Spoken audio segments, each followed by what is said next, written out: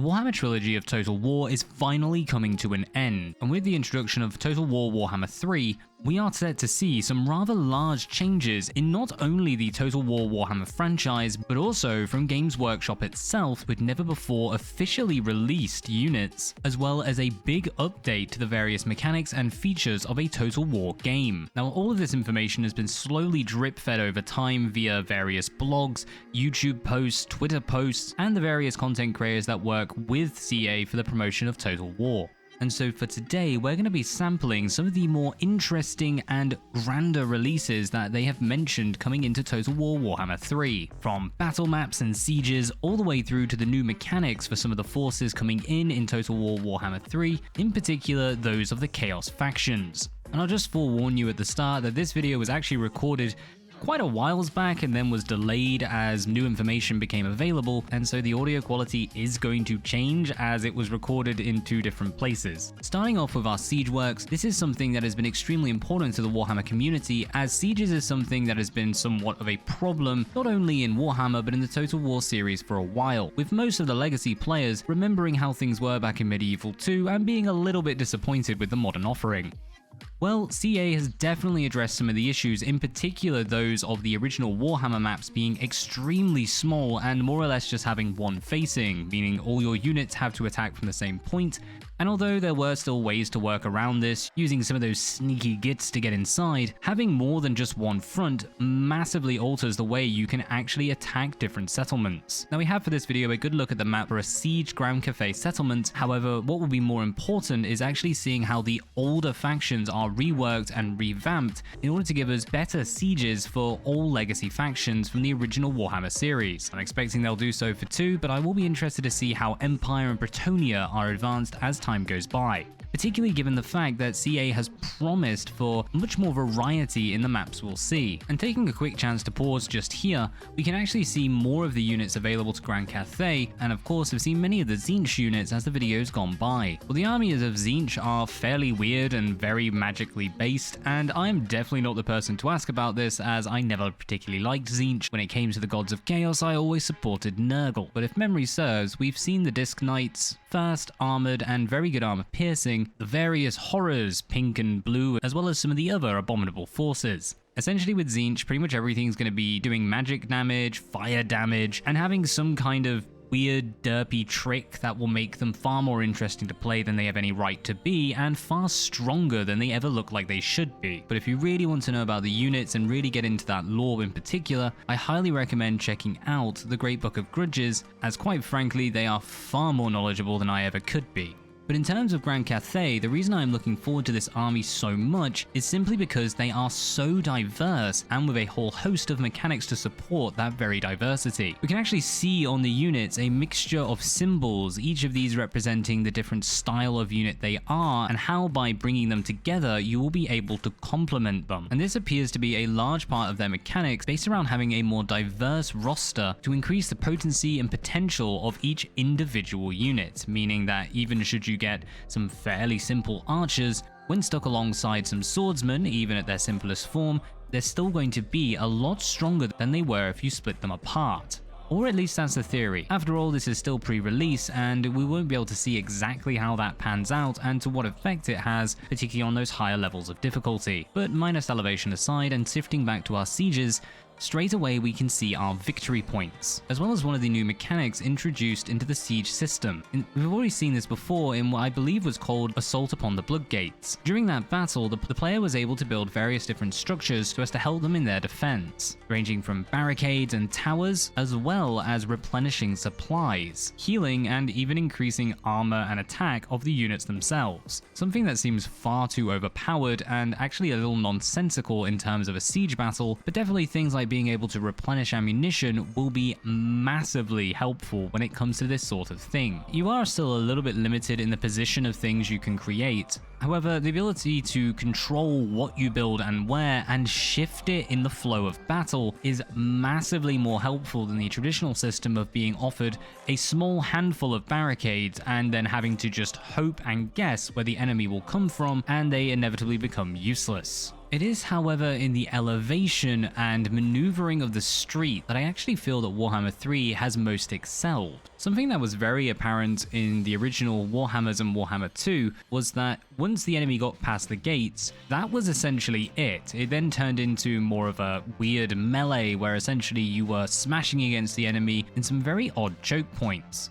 Some of which you could definitely use to your advantage, but others just presented too many options for the enemy to attack you from the flanks and get round to your back. Basically, it became kind of pointless, and depending on your map, unless you had a decent army, you pretty much didn't have a chance. However, with the introduction of more elevation and more varied positions to put your units in, as well as controlling the flow of the enemy by introducing more and more barricades and shifting their position as the enemy comes towards you, essentially you may actually now be able to design choke points with multiple levels of elevation and have multiple units firing down upon a single one, smashing the enemy. Yeah, basically it's going to be fun. Now, taking a look at this big old bird's eye view, we of course always have the pretty standard issue of you're not going to have that many troops available, so there is a limit to how large these maps can be built. But it does seem like in this picture that there's a fair variation of units moved around and set up in pretty decent positions to have an overlook on the enemy, with no massively apparent weak point to the defense, and multiple avenues of attack being set up with some good chunks of forces for them. As to how well any of this will stand up against a whole flock of dragons... Flock of dragons? Do dragons go in flocks? Huh. A proper collective for them is Tatsu. I wonder how they'll last against a Tatsu of dragons. That sounds cool. And of course, moving down, we can see more variation on the various maps within. Now, I have to say that this second map I'm not a huge fan of. It seems like the walls on the sides are a little bit too long to be manned effectively by any smaller force, and the avenues by which the enemy would assault would kind of force you to almost allow yourself to be surrounded, or pick a corner, grab a supply point, and just pray for glory. Now, one of the things we will definitely have to be looking at is how the AI will be handling these elements. Changing the priorities of units, particularly those of flyers, will make a fairly large difference to how the game plays, as particularly if the enemy has siege equipment, a well-designed sally can more or less wipe out all of that siege equipment and a fair chunk of the enemy as well. It's hard to say how this will translate to in-game experience, but given the progress that the series has made, moving into Three Kingdoms and then later on into Troy, although I should note this is after all of the patches, I am hopeful that they will have learned from all those experience in implementing and delivering them in Total War Warhammer 3. How many times have I said that before? Now, shifting down, we have minor settlement battles, and of course if you've played this before, we know that these are not walled, but in our blog we see they otherwise have the same systems of a key building, districts, towers and barricades. Victory requires either a routed enemy or captured settlement, as in other Total War games. I have to say I'm very 50-50 on this mechanic being maintained, as the fact that you have to defend a specific victory point in order to prevent the enemy from just automatically defeating you has both led to some rather derpy wins of sending a single unit after the victory point, but also led to some incredibly annoying losses. Rather than taking full advantage of the map and using all of the variation in terrain, choke points, elevation to the best of your advantage, you end up having to set defenses up specifically to defend a victory point, usually located in the middle, out in the open, with no easy way to defend it. Honestly, the absolute worst offender of this is Thrones Britannia, which I honestly can't explain just how amazing those maps were, but they were completely let down by the fact that your victory point was usually set somewhere that prevented you from using even half of the map itself, and all those bridges. Though that was also a problem back in Rome too, so I can't really see that one going away anytime soon. I'm living in hope, but I'm not holding my breath. Of course, since we will now be able to gain supplies and set up some form of defense, being able to design some barricades, some towers to hold the enemy at bay might at least increase that defensibility of the victory point, even if it is out in the middle of nowhere, as you'll be able to build up your own defenses around it. It's something that I wouldn't have thought would be that necessary, particularly as any settlement designer would surely make that the most defensive point in the entire area, but at least we can make up for our own engineers' failures. Now, the Slaanesh roster also has been revealed, at least in terms of their video trailer. However, pretty much all I can tell you from my knowledge of the tabletop is their chariots are absolutely amazing and their units are pretty darn fast. Yep, that's about it. But in shuffling on to the battle mechanics, one of the stupidest yet biggest changes I've seen, and something that I'm actually really looking forward to, which I'm kind of depressed to say, is the fact that you can now toggle air or land. It's a very small thing, but it really will make a difference for the simple fact that a lot of units are actually going to be able to get in some pretty darn tasty charges simply by being able to land and then run through, as well as of course preventing you from losing the game from not having any units on land. One of the big small new updates is that you will be able to slow down time as you're casting your spells, something that will allow you an extra little ability to control exactly what you're doing and when certain spell goes off. However, personally, it doesn't seem to be something that'll be that helpful for the simple reason that, well, that looks amazing. Too bad we won't see it in Legendary. And when you follow along with the Total Challenge, completing every Total War game there is, then you will know my absolute hatred of a certain level of foliage. The trees are gone! Now, as you're going to see from the rest of the updates to combat mechanics, none of these are really game changers when you first hear about them, but the more and more you think, actually these are massive improvements in the way the game plays, also the readability of the UI itself. And this is no more clear in the fact that bracing is now actually displayed on the unit. Bracing has technically been in effect always in Total War, but I would say it's only been in recent years that it's really become overly important in how Total War plays. And particularly when we start to get into the extra large as well as single entities coming into combat, meaning whether or not a unit is braced is going to be massively important into how each battle plays out.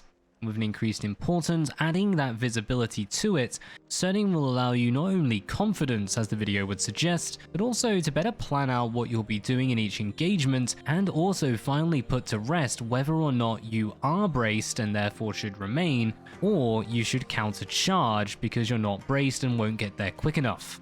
Finally, getting back to taking a look over at the blogs, because there is a lot we haven't looked at, we can see a good breakdown of some of the new units coming into the game, as well as some of the new mechanics being introduced alongside them. Now, I'm not going to bore you going through all the new units, because chances are you've seen all the videos going up already about that. Not to mention, to be honest, let's face it, you're going to make a decision based on how they play in accordance with how you enjoy playing them. That said, something we can all agree upon, the new mechanics coming in are definitely looking interesting. Genuinely, the big ones are going to be these battle mechanics. No matter what difficulty you play on, no matter how you play the game, battles are always going to be a substantial part of it. It's Total War after all. The whole point is to engage in war. And though we've talked about that readability and somehow my strangely evolving obsession with UIs, we also need to consider the control. The introduction of new hotkeys is certainly something that's been missing from the game. Originally, you'd have to go into options menu and cycle through certain parts, or actually click on the unit and click a button. It all sounds fairly simple. It's something you do once in the options menu to have it automatically done at the start of a battle, or it's something you toggle on and off as you're playing and doesn't really detract from anything. However, in the heat of battle, particularly multiplayer users, I'm looking your way, the ability to quickly hit a hotkey and have new behaviors changed is definitely going to be an upside, applying more levels of strategic consideration as well as tactical options on the fly, essentially. And one of the very important parts to me is the special abilities hotkey. Now, being able to change between guard mode, skirmish mode, fire at will, this is certainly useful, but it's typically not something that's really presented much for challenge, at least to myself. But special abilities is something you need to have immediate access to. And to anyone who's watched my Sun Ren campaign, you'll know exactly what I mean on how annoying it is just having to click the button not quite in time. So once more, as simple as it is, annoyingly, I can see this being a massive improvement to the way Total War works, and something I would love to see introduced to the other games within the franchise, particularly that brand new 3K game they've promised coming in the future. And one last one from these hotkeys options, I'm actually going to highlight as a bit of a question. It's something I've noticed when having units, particularly when setting guard mode, hanging around next to combat and not realizing they aren't actually engaged. So being able to cycle through units that are considered idle so as to get them into combat where they should be, despite being so close as to literally hurl abuse at the opponent, it is actually something I quite like the idea of. But I'm curious as to how often this sort of thing has popped up in other players' games. So do give us an idea in the comments down below as to what you think in regards to this one. I'm kind of 50-50 for the player base, but for myself, it certainly seems like an upgrade. Moving on to formations, A lot of this stuff seems kind of generic, potential time savers, but it's definitely not something that I'm overly fussed about. Being able to sort between formations or quickly drag units into, similar to Three Kingdoms, having melee units up ahead with range units at the back, it's kind of useful, but there are times you want to completely ignore this because you're going to use units in a different way to what CA imagines you would. So I'm, once more 50-50 on it. However, the final one is definitely important. In standard campaign battles, an army's formation at the end of the deployment phase will be snapshotted and used as the default in that army's next battle. Setting up your armies again and again in the same method is kind of par in the course for Total War, and certainly what I've always done is just have melee units in front, whichever ones I like, with some support units in the back, ranged units either in front or behind of the melee, depending on formations and the availability of turtle mode, with cavalry out on the flank and artillery just behind them. Every single battle from all the way back in Shogun Total War, moving all the way through to Troy, I have done this. And the option to have that saved so you don't need to do it again. It's not actually going to affect the game, it's not going to change anything in terms of strategy or tactics, but by God, is it a lifesaver. Bravo CA, thank you for finally doing something. I can't wait to actually see how this works in terms of campaign, but just the idea and the fact this is something they're considering, massive points there. And it does seem from our healing and fatigue section, just grabbing one area where CA seems to be moving more towards overtime effects. Now I am curious as to how much this has affected the multiplayer scene, as in campaign it has led to a certain imbalance in particular skills and abilities, but it hasn't been, as far as I'm concerned, a game changer, at least as long as you're not taking it to the extent of Legend of Total War. But for in multiplayer, I can definitely see how this could be actually quite a large change to the scene. And once again, this is something we actually saw taking place in terms of Three Kingdoms, where we would have these overtime effects, quite frankly often leading to some slightly broken abilities, looking at some of the Oathsworn abilities that come in, granting you health over time, which didn't really work. It just kept giving you health for the rest of the game. Thank you very much for all those battles that were won through it. I do hope that they've managed to fix some of those issues and really iron out some of the bugs, as leading things into more of a percentage-based consideration and doing it over a long period of time rather than an instant increase or replenishment will change the way that you have to consider timing. Timing being a huge part of the RTS genre. We come once more to our bracing, and as I've said, this is looking fantastic with the charge reflection mechanic of Three Kingdoms coming now into the Total War series, a system that was incredibly useful and really set the spears out to be a staple part of pretty much any army. And of course, our icon now showing exactly what's happening, just making the game a little more readable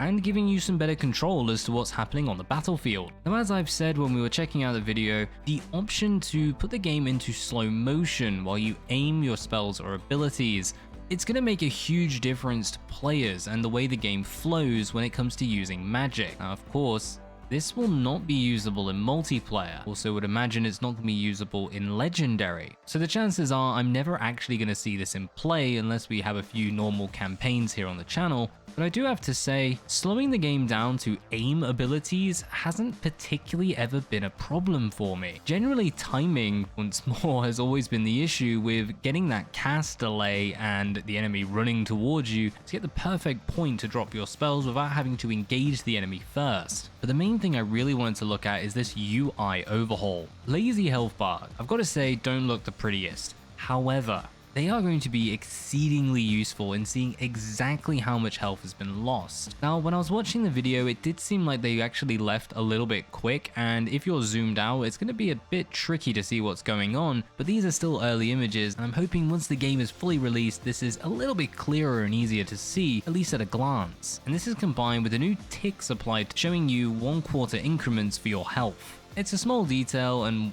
once more kind of detracts from the beauty of the series, but would you rather have something looking pretty or providing you information to work as a strategy game? And before we leave the blog, of course, we need to take a little look at the new Nurgle campaign mechanics. Now, for all out there, Nurgle is, and pretty much always has been, my favorite Chaos God, having the best units, particularly the best Gors. Or as Papa Nurgle said, the best Gors are the best Gors. Now, the way this has been set up is almost to give life to the faction itself, gradually evolving and developing over time, infecting local settlements, growing, developing, dying, and being reborn, with buildings actually evolving over time for eventually withering and starting again, providing it with brand new effects and the evolutions adding units to the recruitment pool. It's only through doing this and having the units added to that recruitment pool that you will be able to potentially rather quickly build incredibly large stacks by grabbing these units, throwing them in an army, although not at full strength, but ready for the fight turn 1. So yes, there may be a little trickiness in ensuring that they're healthy enough to actually win that fight, but at least you'll be able to make your army, and hopefully we can abuse those old mechanics from Thrones of Britannia, recruit a whole lot of the same unit, and then just combine them all to full strength. It's dirty, but you know what? That's what Nurgle's about. Now, they have stated there are going to be caps involved in what units can enter that global pool. However, they have also stated that towards the end of the game, that pool is going to be quite substantial indeed, meaning survival till the end and then a late game rush may well be a solid tactic for the Nurgle campaign.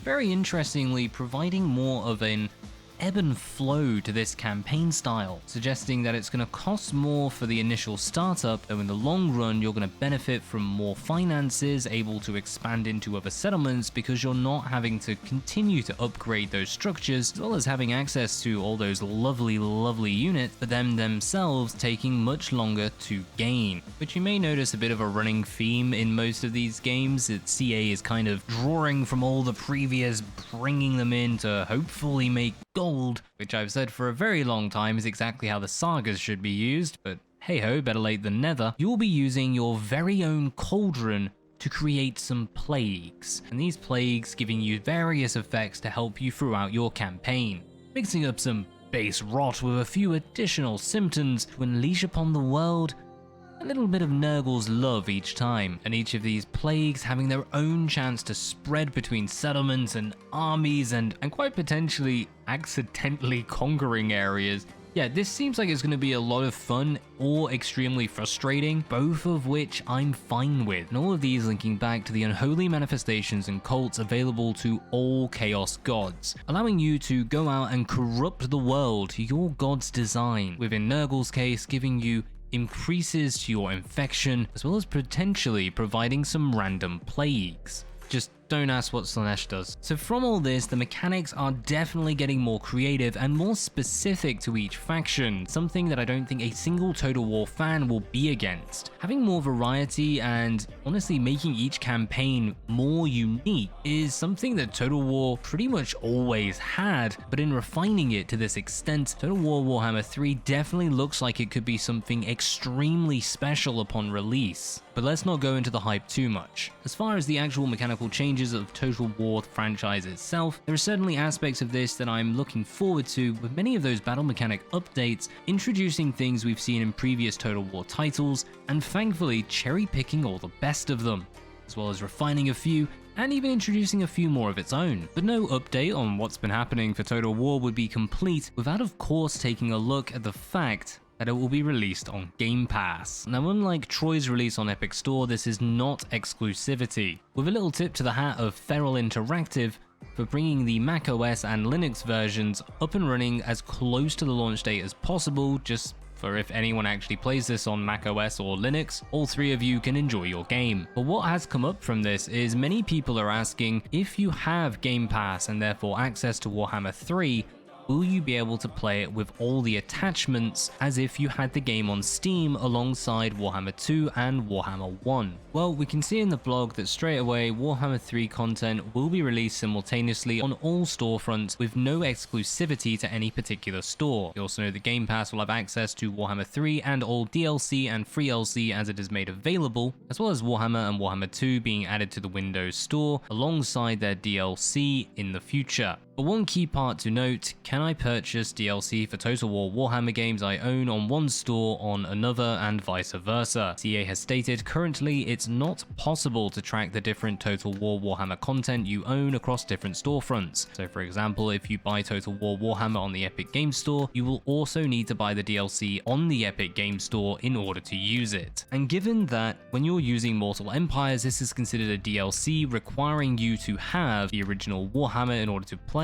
with all its content. If you do have Game Pass, my recommendation would be to use this as an opportunity essentially to get a demo to check out how Warhammer 3 works before then deciding whether or not you will commit to the full purchase, though chances are if you already have Warhammer 1 and 2 on Steam, your best bet really is just going to be to buy Warhammer 3 because you're already a fan, and let's face facts, you're already going to do it anyway. So to keep things simple, do it all in the same place, because even though you could argue that since they've said currently not possible, it would suggest that they are trying to change this. Chances are it never will, as I highly doubt platforms are going to have any form of cross communication. At least I can't see Epic Store honoring anything Steam does and vice versa. Though I can't really say much for the Windows Store, as I don't really use it, to be honest. I will note on one good part of the game, we intend to support cross-store multiplayer at launch. So don't feel obliged to follow along with the rest of your friends. You can still play with all your friends across multiple stores, as well as engage in that multiplayer combat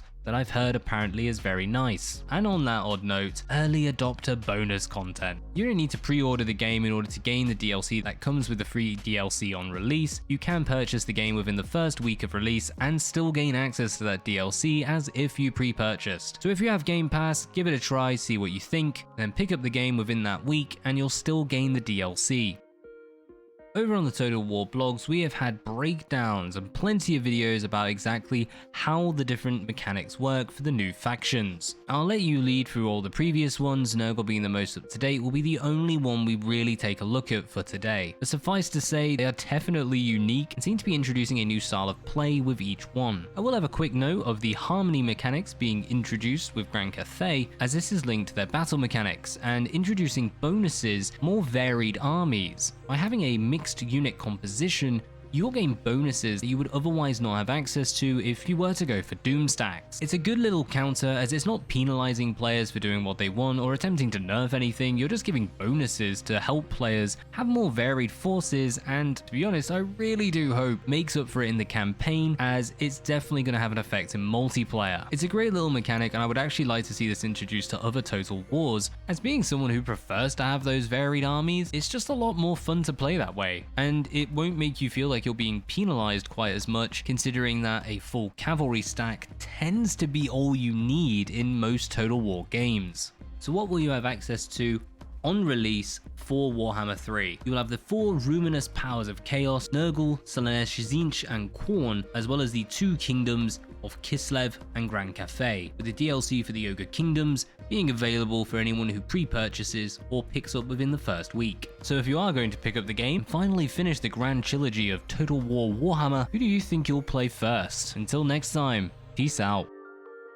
And in accordance with the law of sods, right as we're about to release, brand new footage comes out from CA to show the campaign map that we'll be playing on in Total War Warhammer 3. And even from the very start, we can already see there's a lot more variation and a lot more consideration in how the map works within this game. Now, I will make a massive statement here that we don't actually know whether this is specific to Warhammer 3 or if this will be part of the Mortal or Immortal Empires map when all 3 games combine. That is to say, a lot of these paths and networks, which appear pretty darn unique and intricate, may not make their way over to the grander, larger scale map. We still get a great idea from this as to the varied extent of the different biomes involved, from the mountainous and snowy areas of Kislev's northern advance, with more than enough choke points available thanks to all the river systems running through it. It'll definitely come in handy when going up against a bloodthirster. And then we find ourselves in the lands of ogres.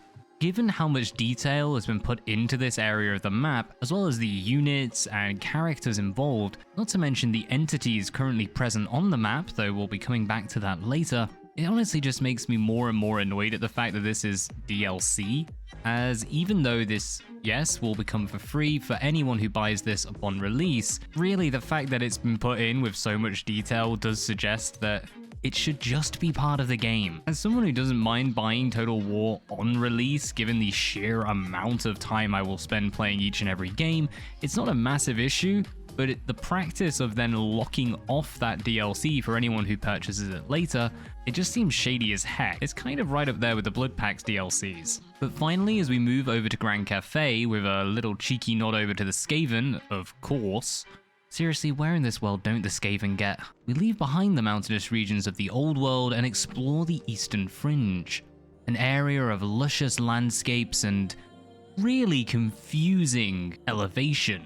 Honestly, it is going to be genuinely interesting to see exactly how you interact with these floating cities, as it seems a little bit overpowered to say you need to have flying units in order to assault them. Or maybe instead of battering rams, we get battering air balloons? Basically, it looks pretty, but I'm struggling to see the practicalities of this in an actual campaign. More importantly, upon the battle map. But we do get to see the sheer size and scale of the Great Bastion, as well as the fact that it does indeed have cracks. Now this will certainly come in handy in repelling those chaos invasions and limiting them to singular points of access, but we also notice the fact that it's actually being destroyed. It's incredibly damaged, it's falling apart, and I'd love to see if this is part of an in-game mechanic rather than just a preset area that is now designated as your defense point, but to be something that actually is brought upon via events to slowly break away should you keep losing battles to defend the Bastion.